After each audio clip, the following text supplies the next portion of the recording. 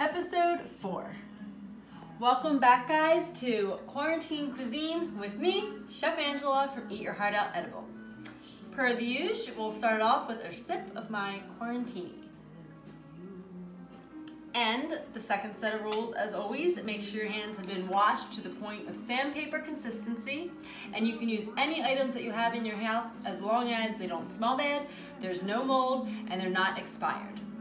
So this recipe is coming to you on Easter weekend, and since I know a lot of us are not going to be able to get together with our friends and family, I tried to think of something that reminded me of all the wonderful Easters I've spent, and that is my grandmother's Ricotta Cheese Pie. But in true quarantine fashion, I'm going to use what I have on hand, and today we're going to make a Quarantine Pastine Pie. So with traditional Ricotta cheese pie, all you Italians out there know the main ingredient is pastine. So I actually do have pastine that I cooked ahead of time, but what I don't have is the ricotta. So I'm going to substitute what I do have, which is cottage cheese. Don't be freaked out, it tastes really good. So I'm gonna walk you through this as quickly as I can. 2 eggs, 1 and 2. And then I do about a half a cup of sugar.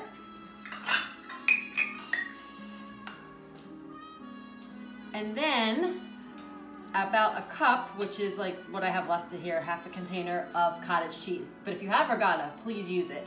You can even use sour cream or cream cheese. I've done this many times. But if you are using cottage cheese, you do have to do this next step, because if not, your pie will come out looking curdled.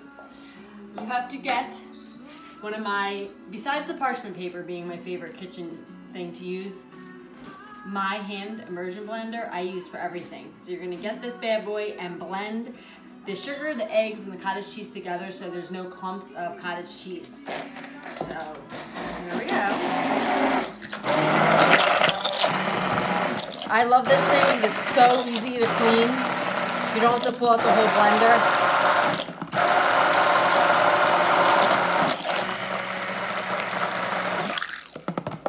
Okay, one more.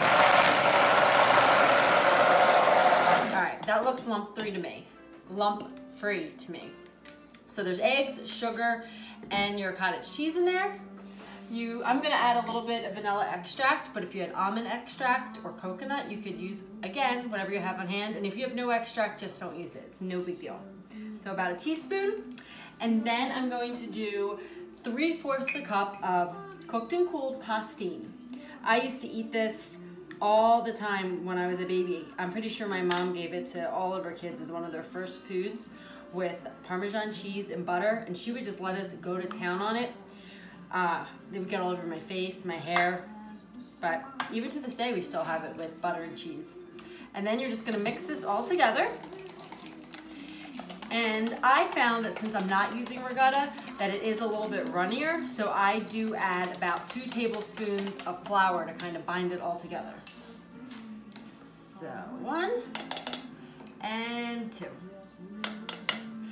Of course, if you wanted this to be gluten-free, you would use a gluten-free flour and then a gluten-free pasta. I've never found gluten-free pastine, but they definitely have orzo, so you could make it work if you need it to.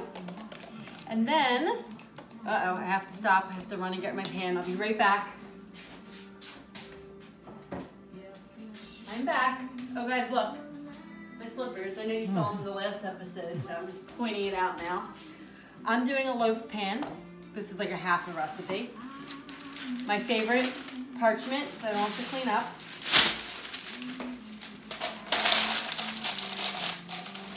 The option of cooking spray. And then dump this in.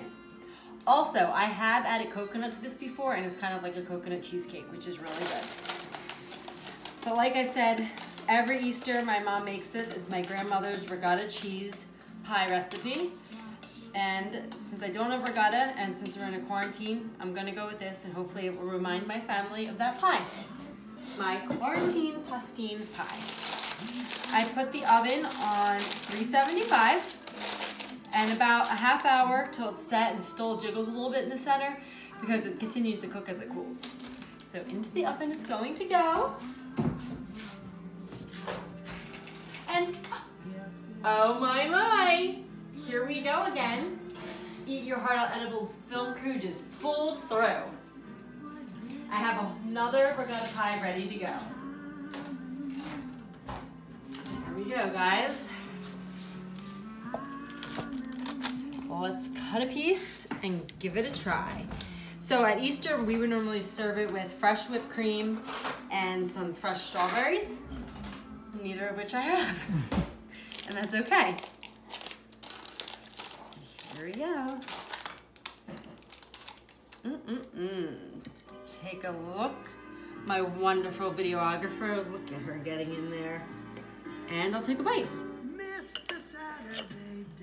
Let's see. Happy Easter. It's good. It's really good. Bye.